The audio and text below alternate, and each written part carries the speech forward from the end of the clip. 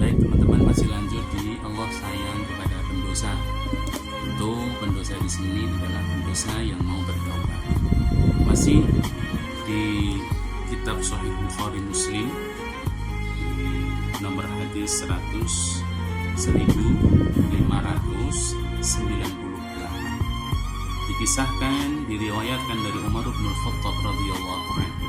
Saat itu Rasulullah bersama sahabatnya sedang membawa tawanan. Salah satu di antara tawanan itu ada seorang ibu-ibu yang memiliki bayi. Walaupun dalam kondisi seperti itu, sang ibu melihat bayinya, tetap dia menyusuinya, tetap dia mengasihinya. Walaupun dalam kondisi yang, mohon maaf, menjadi tawanan, sedang berperang.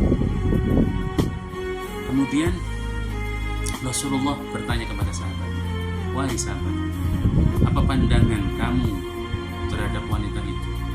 Apakah kira-kira wanita itu sanggup melemparkan anaknya ke dalam api?"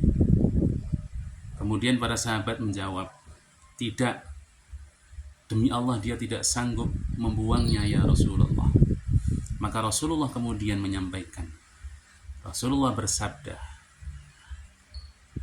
"Allahu arhamu bi'ibadihi min hadihi biwaladiha."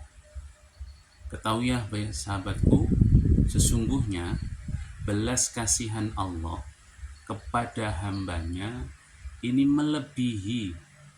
lebih besar daripada belas kasihan ibu terhadap anaknya. Melihat seperti ini, lagi-lagi kita tidak boleh menghukum seseorang dengan kesalahannya, kemudian kita mengatakan dia ahli neraka, dia akan begini, dia akan sengsara. Tidak boleh. Suatu ketika ada orang itu yang bertanya kepada kami, "Ustaz, setahun yang lalu saya sudah mau bertaubat, tapi saya nggak jadi bertaubat. Kenapa?" Karena saya tanya kepada orang yang saya anggap dia punya ilmu lebih tinggi dengan saya. Saya bertanya, "Pak, saya pendosa, saya melakukan molimo, itu semua saya lakukan. Dan sekarang saya mau bertobat. Bagaimana cara saya bertobat?" Nah, mungkin karena jawaban yang salah, dia kemudian tidak jadi bertobat. Apa jawabannya? Beliau menjawab, "Kamu harus mengqadha semua sholatmu yang kau tinggal, dan kamu baru bertaubat." Nah, dia mendengar jawaban seperti itu, bukannya semangat untuk bertaubat, malah semakin berat. Bagaimana saya harus mengqadha sholatku? Karena aku sejak lulus SD, SMP itu sudah mulai bolong-bolong. Sampai hari ini usianya itu hampir 30 tahun. Karena mendapat jawaban yang tidak pas, kemudian dia tidak jadi bertaubat. Akhirnya bertanya kepada kami, "Ustaz, apa yang harus saya lakukan?" Saya hanya mengacu kepada hadis ini, bahwa Allah itu sayang kepada pendosa yang bertaubat. Ya udah, panjenengan taubat, mandi taubat, dan kemudian bersungguh-sungguh menjalankan sholat 5 waktu. Lalu bagaimana dengan tato saya, Ustaz?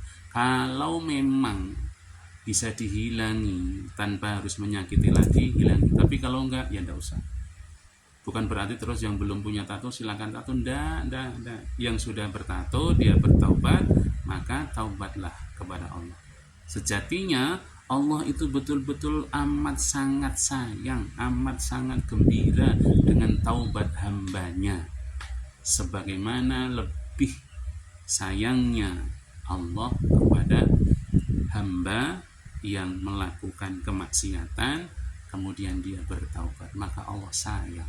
Dan subhanallah, teman-teman yang dimuliakan oleh Allah, orang tersebut kemudian pagi harinya, Masya Allah, mandi, taubat, dan kemudian dia menjalankan sholat Jumat. Bosnya kemudian telepon, "Ustaz, karyawan saya jenengan apakan?" "Nah, kenapa?" "Dulu nggak pernah mau sholat, tapi sekarang sholat Jumat dia berangkat lebih awal." Saya ceritakan tadi bahwa ketika dia benar-benar bertaubat, ya udah taubat, nggak usah diganti, nggak usah diqadha sholatnya, insya Allah taubatan nasuha, dan kemudian diperbaiki sholatnya, insya Allah diterima oleh Allah.